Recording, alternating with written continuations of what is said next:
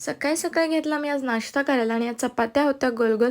त्या ना समोरच्या आमच्या भाभीने दिलेल्या मला, कारण त्या मला जास्त आवडल्या खूप जास्त आणि छोट्या अशा सॉफ्टमध्ये होत्या. सो त्याने मला पाठवून दिलं. मी त्याला मस्तपैकी बटर लावलं आणि चायसोबत खायला घेतला. ॲक्च्युली मी जेव्हा माझ्या माहेरी असायची तेव्हा पण मी चाय आणि चपातीच खायची. तर हा मी नाश्ता इथे फर्स्ट टाईम करते. आणि जे तुम्हाला कागडाचं झाड बोललेली ते हे झाड खूप फुलं आता फुललेली मस्तपैकी. सो कसं वाटतंय सांगा. त्याच्यानंतर मला एक कोलाब शूट करायचं होतं ज्वेलरीचं, हलव्याच्या दागिन्यांचं. जर तुम्हाला हवी असेल तर तिला DM करा.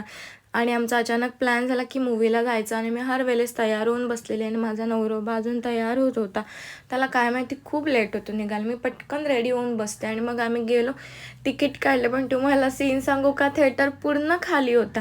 जवळ-जवळ 10 ते 12 माणसं होती, ती पण या कोपऱ्याला त्या कोपऱ्याला अशीच होती. सो मूव्ही चांगला होता. आम्ही एन्जॉय केला आणि आईला आमच्या जॅकेट घ्यायचं होतं म्हणजे सासूबाईंना. सो आम्ही तिथे घ्यायला गेलेलो आणि त्याच्यानंतर येतानाच मी माझा नेहमीचा चाय पीत होती येवलेचा, जो की माझा खूप फेवरेट आहे.